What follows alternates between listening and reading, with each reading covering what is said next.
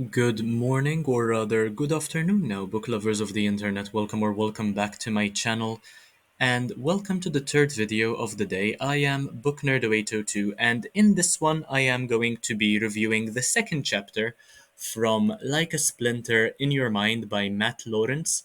Now, this book was given to me by a colleague of my father's, who is also a teacher, and I would like to thank you, Ben, for giving this to me so many years ago.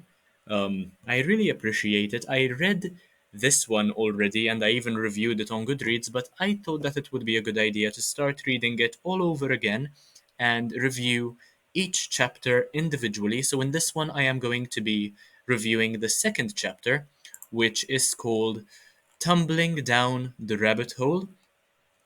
So I do have a 1,000 word long assignment due tonight, so I am of course procrastinating as one does, and reading this book um, is probably part of how I will be procrastinating until tonight when I have the deadline for the task.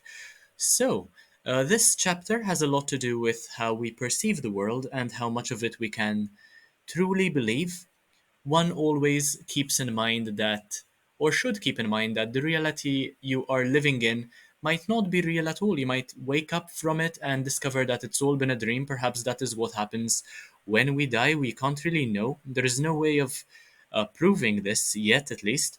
So, Lawrence, the author of the book, brings up Rene Descartes and Bertrand Russell, who are um, quite popular philosophers, to speak about skepticism and how delusional we should be about the reality we are living in. So, should we believe that the reality we are inhabiting is true, or are we being deceived by somebody who is greater than we are, by somebody who is trying to hide the truth from us? Is it all a deception? Is it all a lie? Personally, I don't really care much, and I am a fan of the cogito ergo sum argument, which was proposed by Rene Descartes, and in Latin it basically translates to English to I think, therefore I am. So, I mean, I wouldn't want to tumble further down the rabbit hole from there. I mean, I'm given a world to live in. I have apparently no choice but to do so, and I don't see a point in questioning my existence, so I move on from there. And I feel as though other people should do the same. I feel as though as long as you're trying to make the best out of your lives, then there's no point in wondering whether or not your existence matters or whether it's real.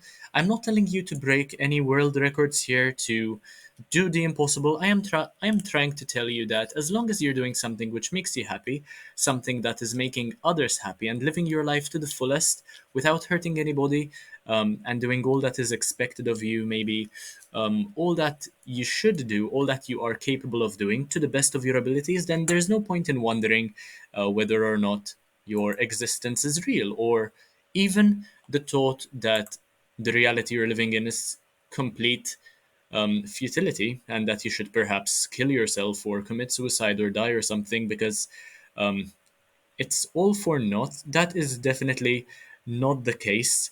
And I think that people who use this argument are often trying to justify their laziness and negate how they've never contributed anything of substance to the world they've been inhabiting for however many decades. To be honest, that is what I think lazy people do. They try to say that the reality they're inhabiting is not real, that nothing really matters. Nihilists, skeptics, basically the useless people of the world, in my opinion.